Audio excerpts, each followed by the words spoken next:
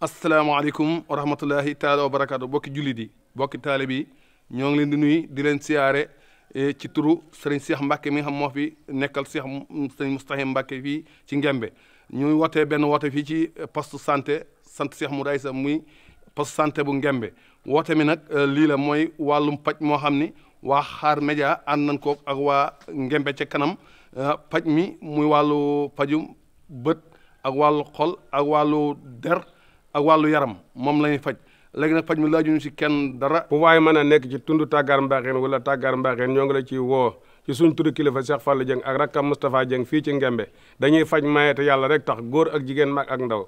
ñu ciy woo nag tubaarkàlla mboolem 107 village yi nga xam ne moom lañ ëmb moom lañ ciy woo fii ci Ngembe ca kanam di woo ñëpp mag ak ndaw góor ak jigéen di ci woo suñu mbokki jigéen yëpp nag faj mi gratuit la amul fay amul dara. ànd ak yar ak teggin ñu def ko fii ci Touba Ngembe jàngoro ji fa indi yàlla saafara ko. di woo waa askan wi yëpp kon le 27 novembre fii si poste de santé bu Ngembe faj mi nii lay demee dinañ ci faj wàllu xol wàllu bët wàllu yaram dinañ ci seet tamit jigéen ñi dinañ ci xool tamit wàllu der. Bonjour, je suis Papis Nia, chargé de communication de la maison de production Xaar Média. J'ai l'honneur de vous inviter à la journée de consultation gratuite que nous organiserons en collaboration avec l'association Ngembe ca kanam. Cet événement aura lieu le 27 novembre ici au poste de santé de Ngembe. Lors de cette journée, un don de médicaments sera fait, une consultation gratuite aussi et un panel sur les maladies concernant la dépigmentation, des panels aussi sur d'autres maladies d'actualité.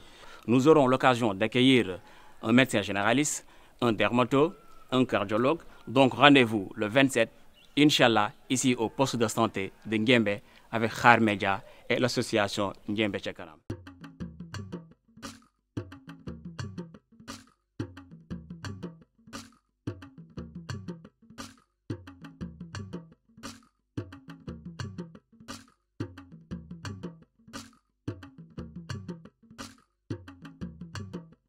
Bonidress, Tawfekh Couture chez Ngagne Ndiaye, Mor Marc Couture et prêt-à-porter unisexe. Soundscref Studio, Darou Hijab vous offre votre série Jabaru Gorgui. Vous êtes un amoureux de la belle décoration? Vous voulez vous sentir épanoui? Faites confiance à Mame Diarra Déco et appréciez votre intérieur autrement avec benen level. Mame Diarra Déco choisit pour vous la meilleure décoration d'ici et d'ailleurs.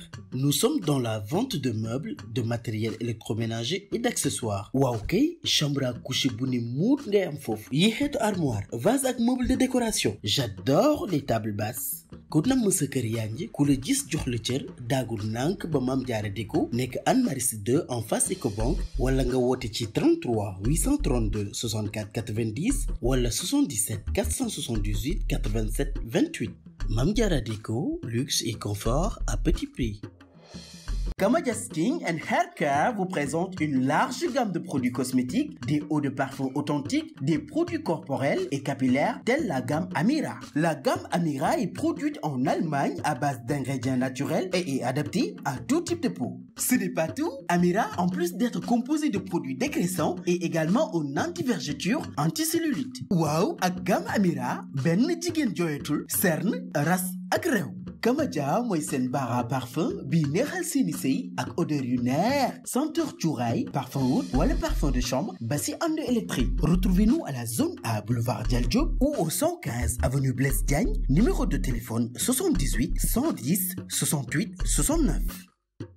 La décoration dans toute sa splendeur et sa valeur. Soxna Déco Rufisque en face de la gare routière de Djoutibi moo leen di tukkiloo fu sori ak ay meubles yu rafet te am classe. waaw décoration intérieure yu am jikko sa chambre ak sa salon ku ko gis xam ne doo como. Soxna Déco moo fa jaar génneel feemi jeeg pire sax Soxna Déco jàpp si sa combat ak ay cuuraay yu amul fenn yi parfum drap nappe de table xoolal ma vase yi rek hey dama ni yeneen i xeetu baax ñu ngi lay xaar. gaawal gaaw neexali sa sëy. neexal sa sëy dafa gën a yombal ci sax ak ay épices su Soxna Déco. épices yu naturel neex te saf sap moo xam pour sa togg kër wala xew. alors n'attendez plus, appelez le 77 537 08 12 76 553 02 74. Soxna Déco mi ngi nekk Tëngéej jàkkaarloo ak gare routière bu juuti bi. S'épanouir dans son environnement de travail est un droit. Techno Office SARL vous donne la possibilité de travailler dans un endroit convivial avec un matériel de très bonne qualité à très bon prix. Des tables, chaises, salons, casiers et d'autres mobiliers de bureau. Techno Office SARL dina leen gunge ba seen biir kër ak ay chambre à coucher yu rafet machallah teg si nag ay table à manger. Techno Office SARL se trouve sur la route du Front de Terre et est joignable au 33 868 93 66 ou au 77 177 80 37.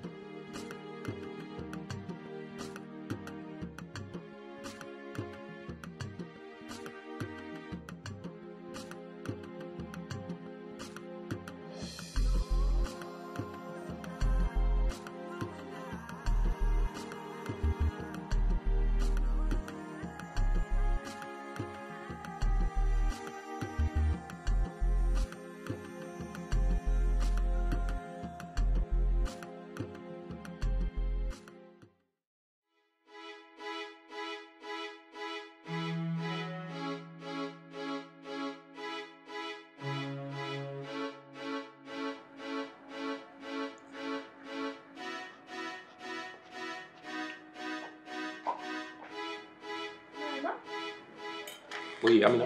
Non, def. Ça va bien et toi? Ça va, tu vas bien? Oui, ça va bien, merci.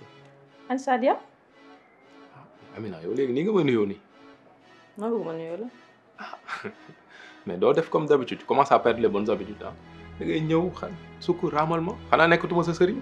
Yow comique la de ani Sadia. Sadia mu ngi ci biir.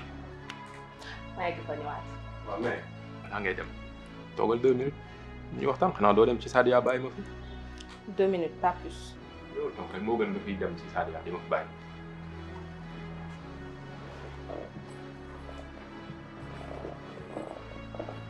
non mais tey tu es très belle. Macha Allah. Ah kon daaw ma benn. Comme d'habitude chaque jour da ngay belle mais tey moom tu ressembles à une perle rare. Non mais Macha Allah, je sais pas d'où tu sors toute cette beauté. yaa ngi yee fitna de. ndax la. xam na jéem ba bu duggee ba gis ñu fii ba crise fi ñu ne rey naa sa yaay. bàyyi sama waxu yaay bàyyil mère bi fële. sa yaay kat daa doy waar. tu as parlé wax nga ak moom dem. waaw waxtaan nañ mais xam nga moom du déglu kenn mère bi balaa ngay commencer sax mi ngi yuuxu du la may sax nga daaneel ba pare nekk fi lu dul di menacer waate et actuellement elle me menace nee na su ma sëyee ak yow ndono bi du ma ci am dara mais bon man loolu moom ça m'est égal que ma am si bañ ci am du dara si on me demande de choisir entre l'héritage et toi yow lay jël. Ouais mais bon c'est ta maman il faut nga naxtaan ak moom rek ba am li nga bëgg. amul problème dinaa jéem a waxtaan ak moom mais loolu noonu tamit du tax ñun ñaar suñu diggante bu waree nekk dina nekk sinon sa yaay kañ lay ñëw. demain inchallah. Ça fait le compte. Parce que d'ailleurs j'ai déjà discuté avec Sadia j'en ai parlé avec elle wax naa ko ne ko na waxtaan ak sa yaay donc ça fait le compte yàlla baax na. espérons mu nangu. non dina sotti yow tam parce que je t'aime tu le sais. je t'aime aussi. kon xam nga ñaar nit ñu bëggante lu ñu bëgg rek yàlla da ciy doxal. yàlla baax na. jeex na. bon maa ngi àgg ci Sadia. ah nii ngay àggee ci Sadia je fais pas de bêtises. o damay gunge ñu dem. loxo. daal da nga commencé changer. pas de bise ni kay du tout.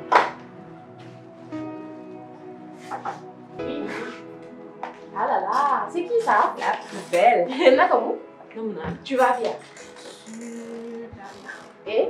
yow kontaan nga de. ma defaruwaat Sadia bàyyi sa wax yi nag damaa mos a nekk dëgg. defal naa ko xamante nañ. kan nga daje? Kan? Ah yaa gën a xam ki ma lay wax. fekk naa ko ci salon bi. ah cum ba ma sotti. li for na cay mbëggeel instant da nga leer nii. bàyyil kaa te nga réglé. kaawu ma xam nga bu baax li ma lay wax cay mbëggeel xool ko rek. cum. imagine. que fii de la jógee fi nga toog nii fa la toogoon. jéggal di baal Ibrahima. nee na ma naa ko jéggal. comportement am depuis le début il regrette tout ça. ba pare ku la bëgg la nee na naa ko jàppale daal seen diggante yéen ñaar. nee na ko lan. bien sûr ma ne ko man maa ngi fi. vous avez tout mon soutien te lu ma ci mën dinaa ko def. wax na ma ko. gis nga bi mu génnee moo ngi yaayam dama leen a dégg ñuy xuloo bu metti boo xam ni. ah. daf ko doon menacé. ne ko daal ma takkee. du am dara ci miraas bi. Dieynaba est capable de faire ça à son propre fils. Sadia Dieynaba nga may wax de. wax nga dëgg. il est capable du pire. dama ko fàtte. man dama sax waaru. mais nag je connais Ibrahima.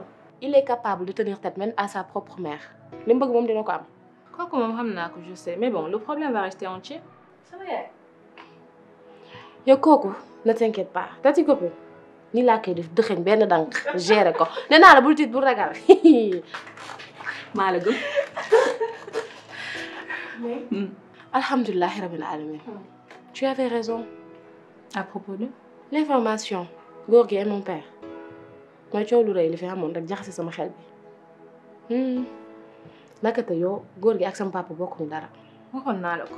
newoon naa la da ngay tëb di jëppi di daal di sonn mais loolu mënul nekk loolu xel mënu ko nangu Sadia. tiit ak ñàkk a xam. mais dafa am loo xam ne xel mënu ko nangu. mënu doon nekk. alhamdulilah daal tu avais raison depuis le début. léegi faut en profiter nga jël lépp teg de côté. nga xalaat sa bopp. ci la ñeem fois ma la koy wax. dalal nga tal sa bopp nga lijjanti sa bopp. tu sais quoi li nga ma wax laay def. génn ci ba set wecc. moo gën c'est mieux. nekk ci sama bopp. kese. lu ñëw ma xam ne loolu la. merci beaucoup. c'est mieux. yow doo dem.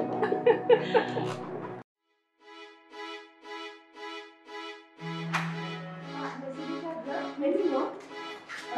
ça y est moom. fan la ñu. yaa ko jël jusqu'à ce. ah c'est bien. ndeysaan pour yéen ñi seen plan tout est normal tout est ok tout est mojji de ah. kan moo xewati encore Dieynaba. Sadia bul tontu kii. ah sama tontu. doo ko bàyyi ma tontu pour yow ndeysaan Ibrahima takk na la nii daal di lay jébbale laabaankat yeeg xaxarkat yi ñëpp daal di ñëw taxaw de ah. Ibrahima du takk benn xale bu perte.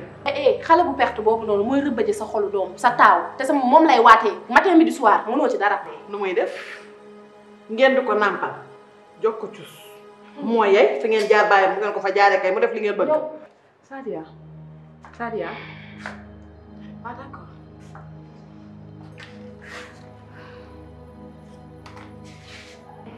Dieynaba may ma jàll. jaalu loo. Dieynaba s'il te plaît ne recommence pas. Sadia may ma. Dieynaba taluma wax taluma xuloo may ma jàll. maa bëgg su may waxee yow nga ne tak daal di may déglu na njëkk tey na mujj tey nga di fi teg sa tànk damaa bëgg nga arrêté fee ñëw du yaa ngi may dégg. yow yaay kan ba fiy tere kan moo fiy dugg ak ku fi dul dugg yow yaay kan. borom kër gi. c'est bon ñu dem c'est bon. kii xamul boppam. c'est bon ñu dem. yaa yey ne nañu dem SDF doomu SDF yi ngeen doon yi ngeen mën a mel ndéem amu leen kër seen ndey yi amuñu ay kër nii ngeen di def jaabante ci kër jaamu dugg génn. Dieynaba mën nga ma wax lu la neex man ak Sadia mais sunu ay yaay bu leen Sadia may ma yoo xam naa SDF nga ni moo tax ku ju nga ko lekk étiquette SDF. Sadia fan yii mais Sadia c'est bon. bàyyi ñëwal li ngay yow xam yow daa am lu may seet Ibrahima laa rus. ngay rus dindi ko gàcce gi dindi ko. sinon billahi gifle bi nga jox di nga ko regretter amèrement. Dieynaba naa duggati ci kër gi nga am loo may wax yow. ñëwati fii.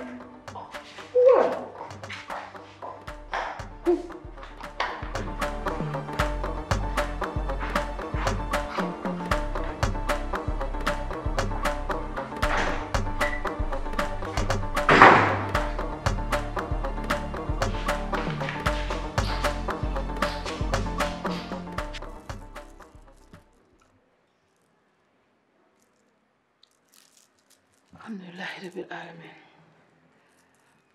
Marème. Marème. Cheikh kay toog fi.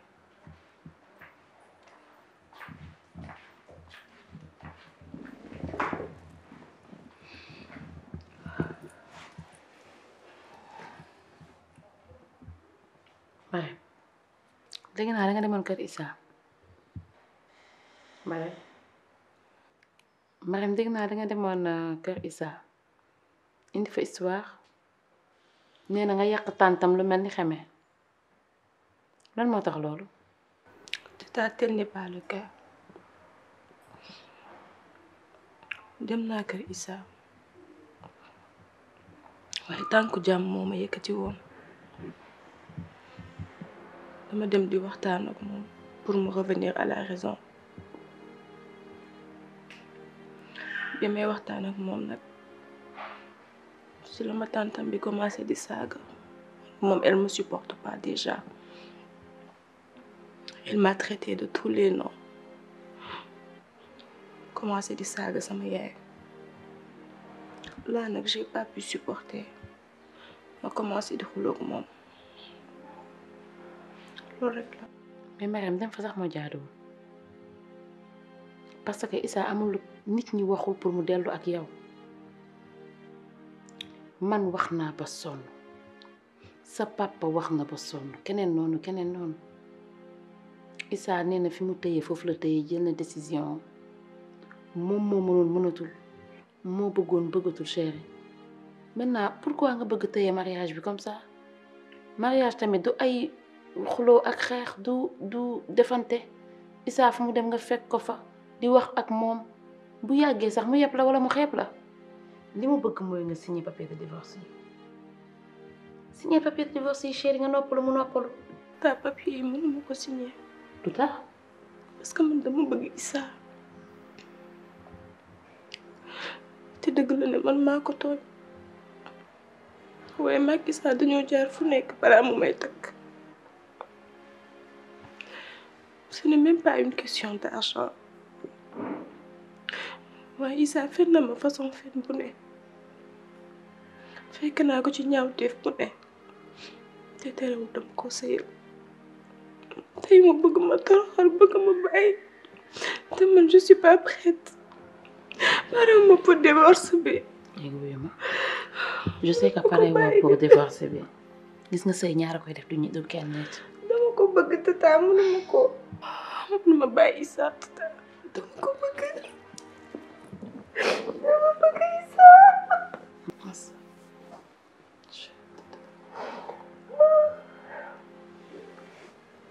d'accord mais wuyu ma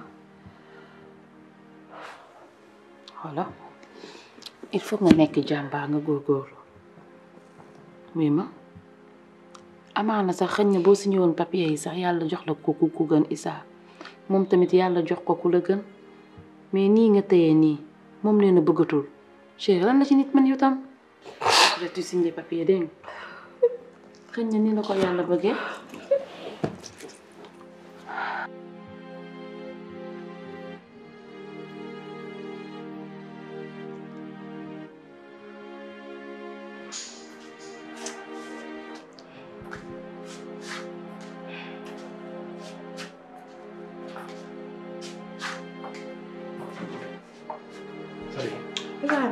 waaw Sadia lu xew pourquoi Amina woo ma di jooy.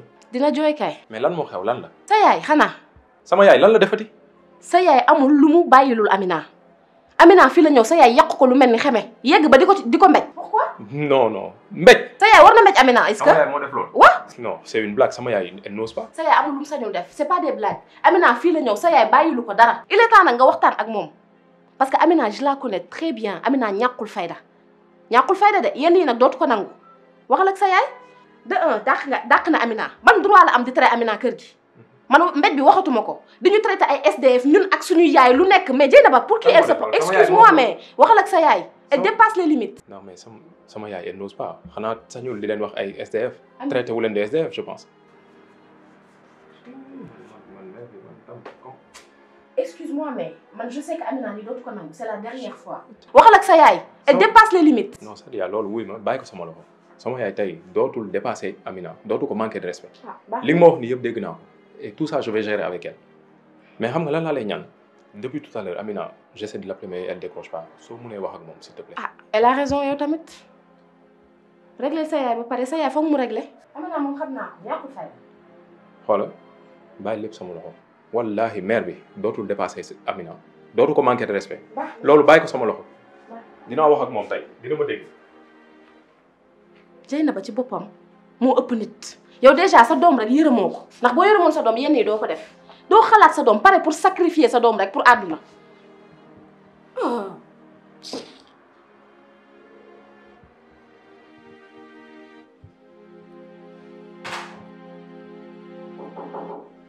Oui.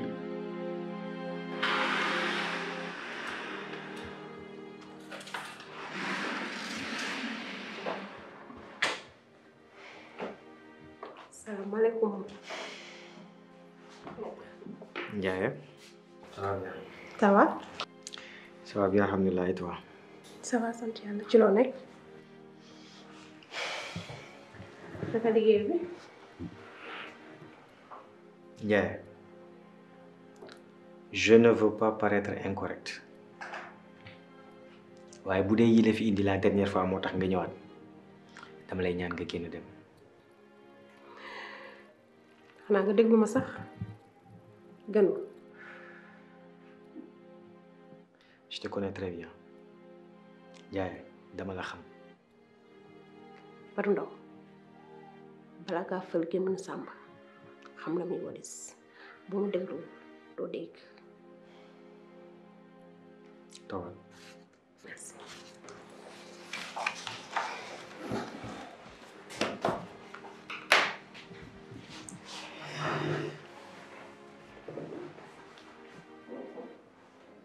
Badou Ndaw maa ngi jéggalu li fi jotoon a xew la dernière fois muy fóon bi ma la fóon du yoon maa ngi lay ñaan nga baal ma àq te yàlla rek tax te nga xam ni loolu dootul ma sa amati baal ma àq. baax na amul problème.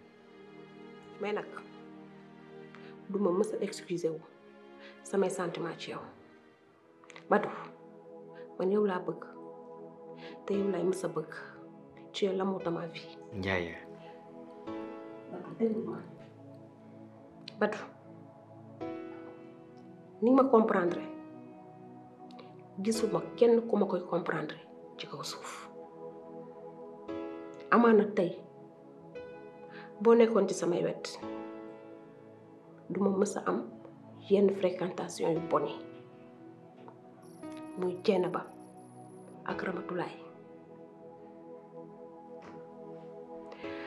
te lenn moo ma fi indi dama jël benn décision. Benn décision. damay demander divorce. Ndiaye tu peux pas faire ça yow mënoo def loolu yow. man mii maa koy def pire décision boobu jël naa ko ba pare te kenn mënu ci ñaari salaamaaleykum. sa histoire bi daf maa yee ci lu bari gis nga aadi bëgguma ko tey bëgguma ko suba musuma ko bëgg man yow laa bëgg yow laa xam te yow laa miin nga bëgg ko nag ak nga ñàkk koo bëgg damay divorcé. Ndiaye.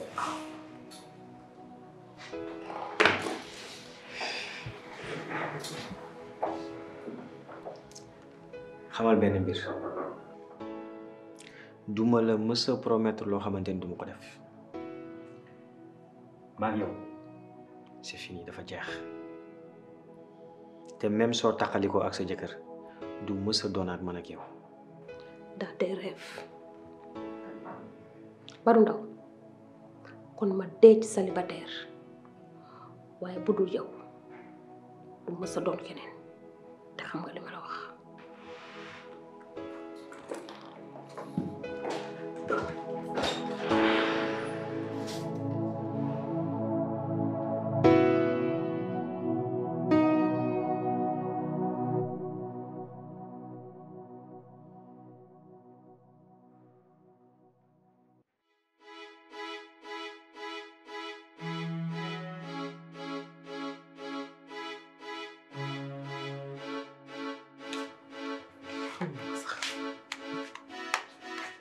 waaye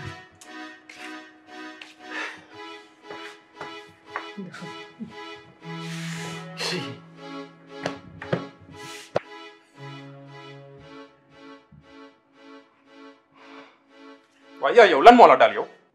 lan moo ma dal ci lan. mais yaay naka ngay dem di àkki jee Sadia ñuy wax tamit ngay mbéj Amina lan la. Amina li ma wax boo ma ko waxee ma mbéj la. yaay yow yaa njëkk a commencé yow yaa njëkk a commencé ba pare ngay nekk di ñuy wax ngay dóore comme dof yaay lan ngay dóore comme dof yaay.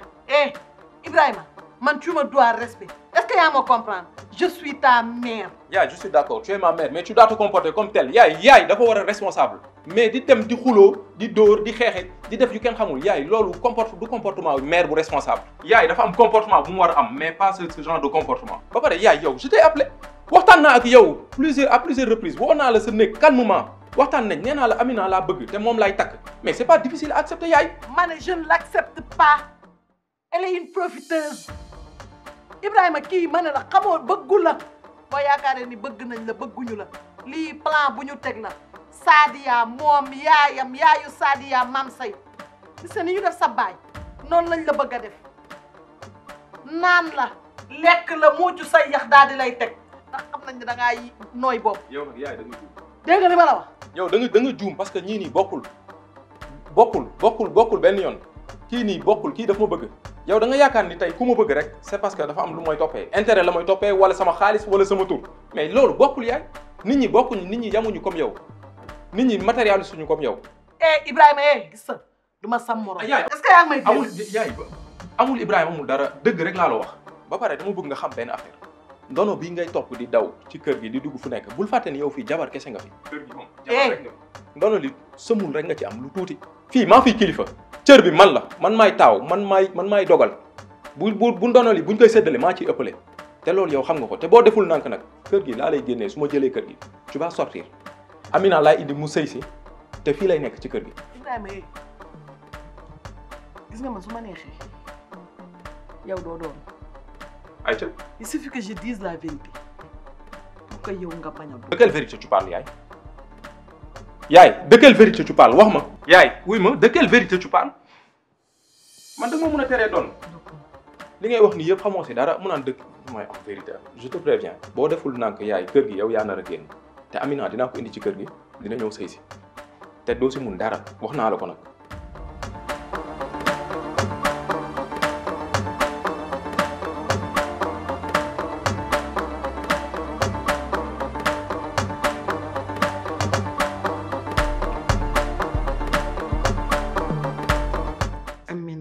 Yacine Gueye.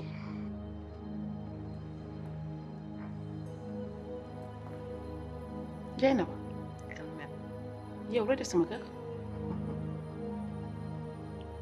kon yow wér nga nii toog jàkkaarloog man lii ku ma ko waxoon duma ko.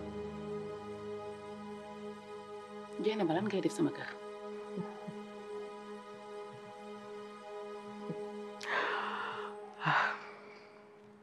saban xarit nga suufoote foofu saban xarit nga nangu jëkkëram parce que je vois que tu es très bien entretenu ah yaa ngi baax nii ni ko xale yi di waxee. yow war ngaa xam ne man duma jéeg yuy nangu xaritu jëkkëram wala jëkkëru xaritam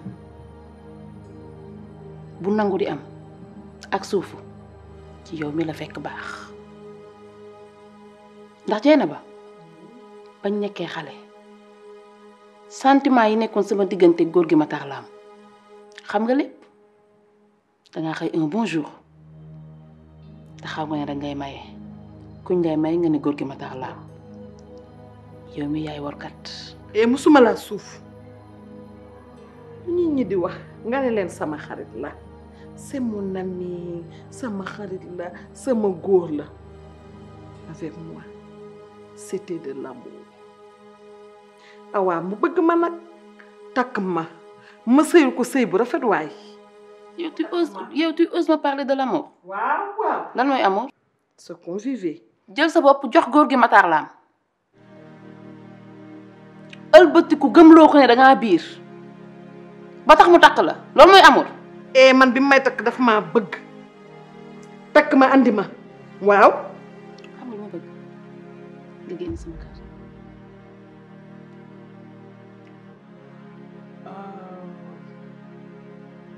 dégg naa ne yaa ngi Maître Ndaw yéen a ngi gisee yëg naa itam ne am nga doom bu jigéen Aïcha la tudd ma nga Paris mais day waaj a ñibbisi xoolal dama lay wax ne la sama ndono li su fekkee bëgg nga sa doom ne ko bu mu ko laal bu mu ko jege bu mu ko xool sinon elle subira pire que li nga dund te bu ma la ko waxee war nga màgg. yow am nga fit capable nga Dieynaba may wax ngay fëgg dënd naan sama ndono li. maa ko moom sama ndono la. waaye di nga ko bokk say morom. waaw baax na. kafuma parce que nag li may wax nii xoolal du ay menaces ay conseils la sa doom mettre ko en garde sinon xoolal ni nga koy fore nii morceau par morceau.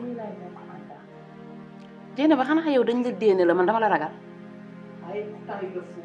ndax lan yow ngay jeeg bu faible yow xam nga ne faible la tax nga làqu ci ginnaaw ay sëriñ di gas di suul di xaatim lu la nga dugg ci lu bon waaye gis nga sëriñ soo su ngay ñaan yàlla la ñuy ñaan te man maa ngi ak yàlla lenn rek laa bëgg nga def ko sa bopp bii gis nga sama doom à ne pas toucher la tudd kenn du ko laal Dieynaba bis boo xëyee gisoo yàlla sama diggante man ak sama doom bu keroog gaa jox naa la feu vert loo mën rek ma chérie defal. waaw kon baax na moo ne de ku ma waroon a ragal nga parce que yow on se connaît comme nag yow sama doomu ndey nga sama xarit nga astafurlah sama xarit nga woon ma lay wax rek dafay baax ma aviser la. Dieynaba est-ce que mën nga génn ci kër ngir yàlla. waaw maa ngi ñëw dem mais à nous revoir. incha allah bientôt bu soobee yàlla yàggatul dara.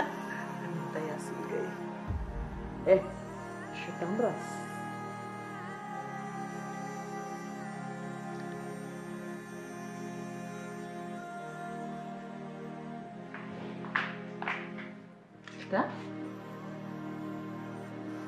kii kan la daa kii kan la ak sëru rabalam bu diis bi